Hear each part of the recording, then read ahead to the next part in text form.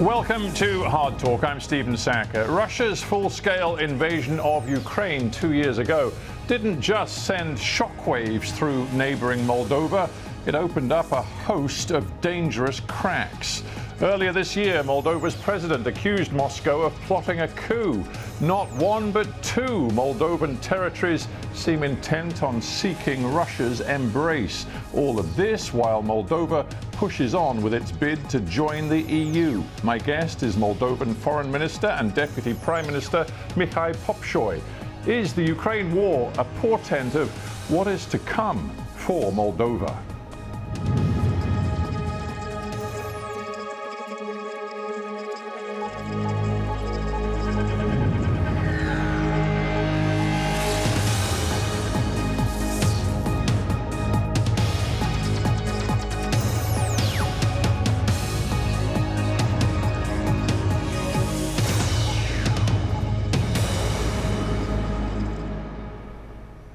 Mihai Popsoi, welcome to Hard Talk. My pleasure. Would it be fair to say that there are increasing signs of deep political instability inside Moldova? Unfortunately, that is the case. And a certain number of Russian proxies are trying to destabilize the Republic of Moldova. And even though they're trying hard, Moldovan society is resilient. We as the government are doing our utmost to make sure that Moldova remains stable and firmly anchored into the free world. And we're carrying on with reforms, not just muddling through, but actually achieving meaningful progress, despite the efforts on the Russian side to implement all sorts of hybrid war tactics. But we remain determined to continue to stand by Ukraine, to provide all the support that we can possibly provide, despite our modest means. And the Russians will not succeed as long as the Moldovan people will remain determined to see their future in the European Union. Well, we'll explore those accusations you've just made against Russia in some detail in a minute, but just sticking with this idea of the resilience of the Moldovan government, it doesn't really look so resilient when the Prime Minister, Natalia Gavrilitsa, she resigned saying that she couldn't really handle, quote, so many crises caused by Russian aggression in Ukraine. It just seems like she was worn down by this sense of crisis. Well, it's only human. It takes a toll on you when you're juggling refugee crisis, energy crisis, highest inflation in Europe, and she did a very good job with all that. But prime ministers change. It's only normal in a democratic country. It's only in Russia where the leadership doesn't change. In the Republic of Moldova, it does. But in terms of this sense of threat and tension, how closely do you and your government colleagues watch what is happening in the course of the war in Ukraine? Because, of course, right now, on the various front lines, the situation doesn't look so good for Ukraine. And what we also see is that the Russians have resumed their long-range attacks on Odessa, on the Black Sea, which is, of course, part of that corridor, which, if it were ever to be taken by Russian forces, would lead them directly toward Moldova. So how closely are you watching it? We are watching it very closely, and needless to say, the level of anxiety in the country is directly proportional to the developments on the front line. And it's not an issue where Russia wants to invade Moldova, it's a question whether they can.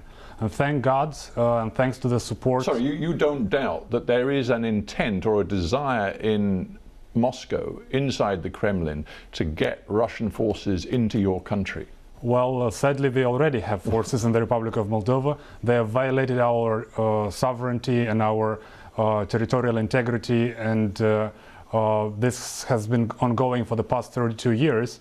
But well, you're of course referring to Transnistria, and we'll get to that particular enclave which claims a separate status and which of course you refuse to recognize. And of course there are 1,600 or so Russian troops posted in Transnistria, but I was referring more to the possibility of what we saw in February 2022 happening to Moldova. That is a full frontal Russian invasion. Is that seen as still a serious possibility in your country? It is a possibility, but it's less likely than it was 2 years ago.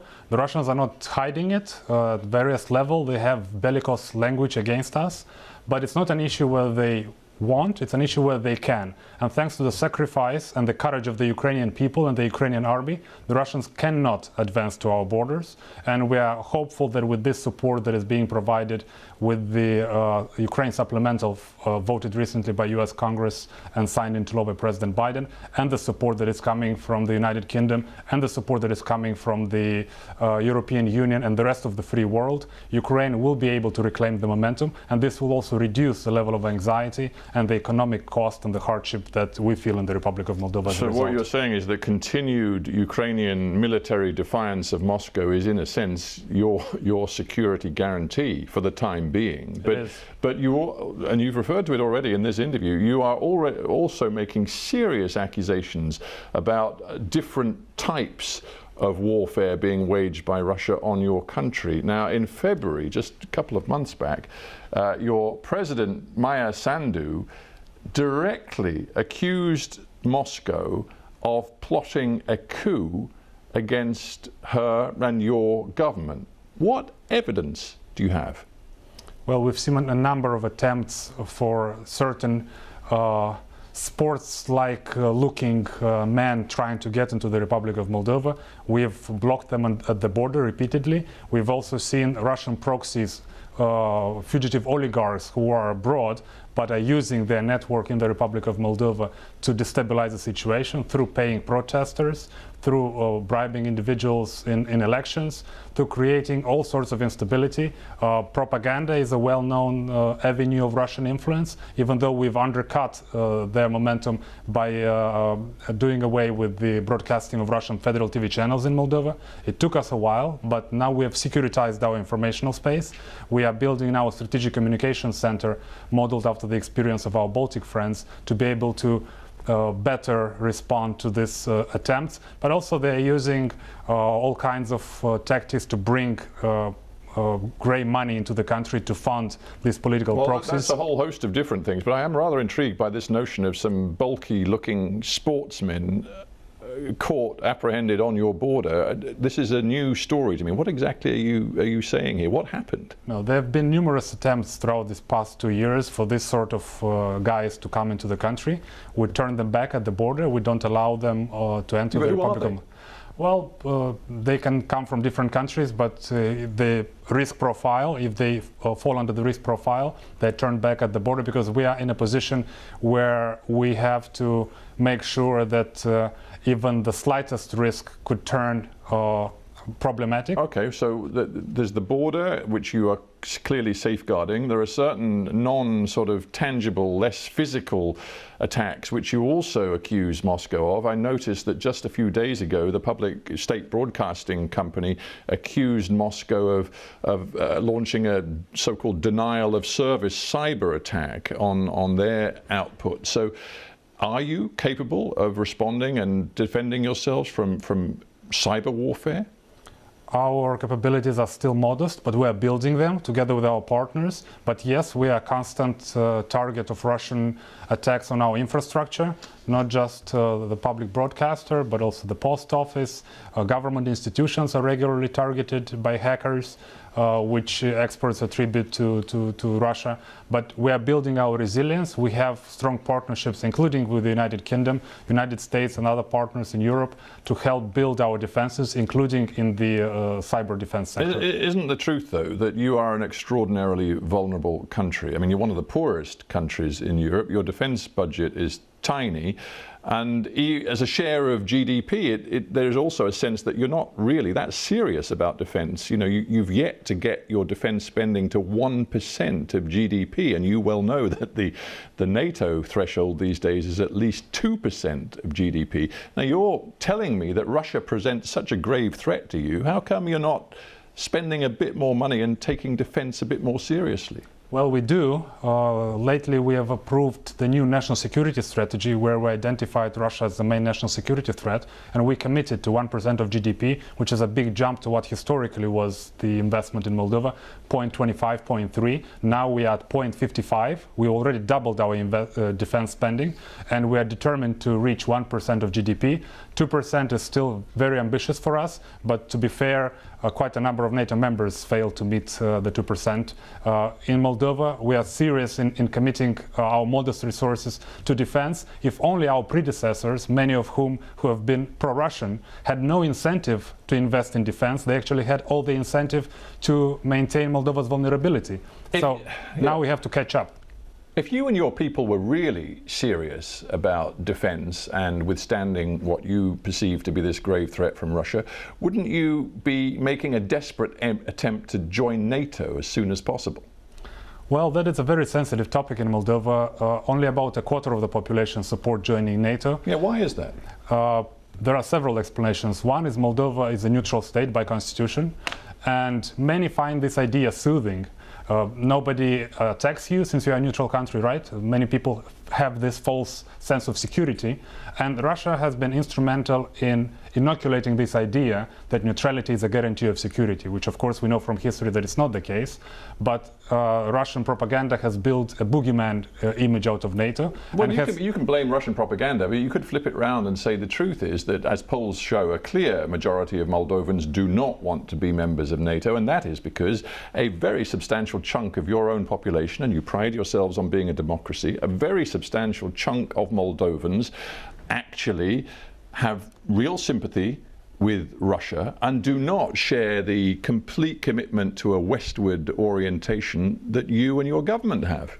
Well, the absolute majority share this commitment because they voted for us, and we have an absolute majority in parliament, and President Sandu has had a landslide victory in the previous presidential election, and we'll be working hard to make sure that we retain that robust support for President Sandu, for the party that I represent, and for the course, the strategic direction of European integration for our country. But it's true that it's not shared by everyone. It's only normal in a democratic country. Part of it is a genuine belief of our citizens, a small minority. Another part is a result of the toxic Russian propaganda that our citizens have lived under for the past 30 years. But aren't you, as foreign minister, engaged in something a little bit dangerous politically right now? Because as you've just said, there is no popular mandate for joining NATO, and yet you seem to be intent, you and the defense minister, on doing deals, for example, with France to get some important military hardware from the French government, which to many Moldovans are going to look like, you know, joining the Western military alliance by the back door, and you have no mandate for that. Well, this is bilateral engagements that we do. We also have a very fruitful cooperation under the NATO umbrella. We just celebrated 30 years of the partnership for peace that we have with NATO that doesn't conflict in any way with our neutrality status. In fact, NATO respects our neutrality status. The only country that violates this neutrality status is Russia, that has consistently violated our neutrality for the past 32 years, maintaining troops and munitions in Moldova, despite a commitment under the OSCE Istanbul Summit of 1999 to withdraw those troops and munitions from the Republic of Moldova. And our citizens support our actions in building resilience in our defense institutions, because every citizen realizes, or almost everyone realizes, that to have a stable country, to have an economically developed country, first you need to guarantee security to your citizens. Isn't your greatest vulnerability of all that a significant chunk of your territory, and we referred to it earlier, Transnistria, is currently run by a separatist group who look to Moscow for support and who are increasingly making noises which are somewhat reminiscent of the noises being made by the separatists in eastern Ukraine before the invasion of February 2022. For example, the self-styled president of Transnistria, Mr. Krasnoselsky, recently referred to a policy of genocide being applied to his territory by your government in Chisinau. Well, there is more noise there than actual fact. The region of the Republic of Moldova, the left bank of the river Nistru, exports more to the European Union than the rest of Moldova. About 70% of everything that is produced in the Transnistrian region of the Republic of Moldova goes to the European market. But they're desperately unhappy at the moment because they say that you are ruining their economy. You've essentially raised tariffs for all goods going in and out of Transnistria, and you've also changed your energy policy, so you're not buying cheap energy from them anymore, and you're therefore not giving them the revenue. Their economy is in dire straits, and that's one reason why they say they need the support of Vladimir Putin and Russia. Well, that's highly ironic, because the only person or the entity to blame for all the hardship that the entire Republic of Moldova is going through, including our citizens in the Transnistrian region, and quite frankly the entire region, is Russia. The energy crisis that sent energy bills through the roof to everyone in the region, including in the Republic of Moldova, is the sole responsibility of the Kremlin and the barbaric aggression against Ukraine. So we are all in this boat together, we are all struggling, we are providing support to our citizens, and will continue to maintain stability in the Transnistrian region of Moldova. We have absolutely no interest in any escalation. The only to be honest, it's not up to you, is it? You say we will continue to maintain stability. If the Russians choose to decide that what they call their compatriots, and let us not forget that at least 200,000 people who live in Transnistria have Russian passports. If Moscow chooses to say that they must act in defense of these people, what are you going to do about it? Well, as long as Ukraine remains resolute in being able to defend its territory, there isn't much that the Russians can do. We've just discussed how, and I don't mean to be rude, but how relatively weak your military is. So I come back to the question, what can you do about it? Well, at this point, Russians cannot get to the Republic of Moldova. The front line is relatively far away, although too close for comfort. And as long as Ukraine remains capable to defend itself, and by extension defending us, they cannot get to the Republic of Moldova. And we have constant contact with our citizens in the left bank and with the so-called authorities in the Transnistrian region to maintain stability, to provide them access to everything they need, to make sure that we maintain peace and stability. And the only solution that we see to the Transnistrian conflict is a peaceful solution to the conflict. Yeah, sadly for you, it's increasingly not just about Transnistria, because if we look to another territory which has autonomy and is deeply unhappy with rule from Chisinau, I'm talking about Gagauzia, there the local leadership, led by Yevgenia Gutul, are also increasingly looking to Moscow for protection from what they say is the oppressive rule coming from you and your government. In fact, Ms. Gutul has been in Moscow twice this year, and Putin says he is willing to help her. Well, it's not clear what is more shameful, for her to have a picture with the murderous dictator, or for him to have a picture with the person who basically stole the election and was virtually unknown a few weeks ago before the election, and with money from Russia.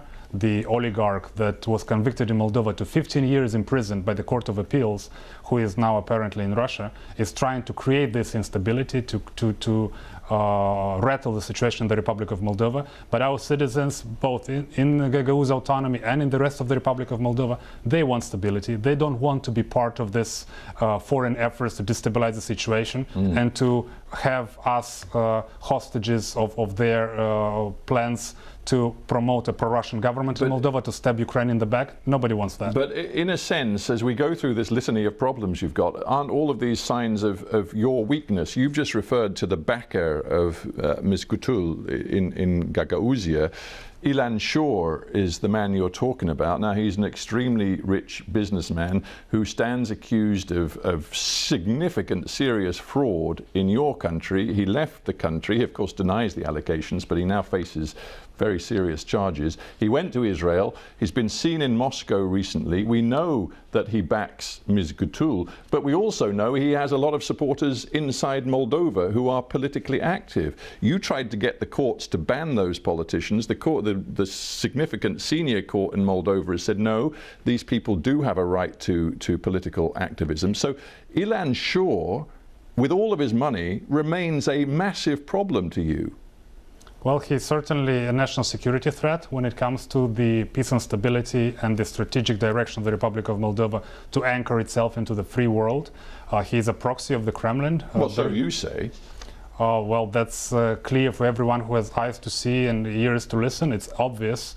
And the fact that he's hiding now there, having been convicted in the Republic of Moldova, it's certainly adding insult to injury that he is spending the money that he stole from the citizens of the Republic of Moldova, leaving them poorer. And in fact, the Kremlin is doing the same, is instrumentalizing and weaponizing the poverty and the misery that they have themselves created via the energy crisis, via the war in Ukraine, to create and to install a pro-Russian government. But Moldovan citizens know better than that. Right, but here you are sitting with me in London, having just visited Lord Cameron, the British Foreign Secretary, trying to convince all of Europe that there is both stability in Moldova and an absolute commitment to push ahead on the path to EU membership. You've got your candidate status. Accession talks are supposed to begin formally later this year. But how on earth can you expect the EU to fully embrace you as a member of the European Union when we've just gone through all of the problems, Transnistria, perhaps Gagauzia as well, but also your claim that the Russians are meddling inside your politics to the extent they are? How can the EU take you on as a member? Well, I'm going to open a secret. The Russians are meddling everywhere. They're meddling in countries that have a lot more robust defenses than we do. That's the point. But we are improving our capabilities, and in fact Moldova now is a lot more resilient than it was 2 years ago. So these Russian hybrid attacks are, if I may, somewhat of a blessing in disguise, because they are pushing us to be more resilient, to invest more in our defenses, to build our capabilities in cyber, to securitize our informational space, to diversify our energy sector. Sure. We're no longer dependent on Gazprom for gas, which is remarkable, given that 2 years ago this seemed an insurmountable task. I've noted the very significant changes you've made in the last few years as you get yourselves ready for those formal accession talks. I see it. But the bottom line is you still have 1,600 Russian troops on your territory. That is a volatile situation which the EU is hardly going to embrace, is it? I mean, in those, unless you sort that out, how can you have a realistic hope of EU membership? Well, we certainly have a realistic hope, and our partners in Europe are clear that the resolution of the conflict is not a precondition for joining. And we appreciate that, because otherwise that would provide leverage to the Kremlin to use this against us in the process of accession.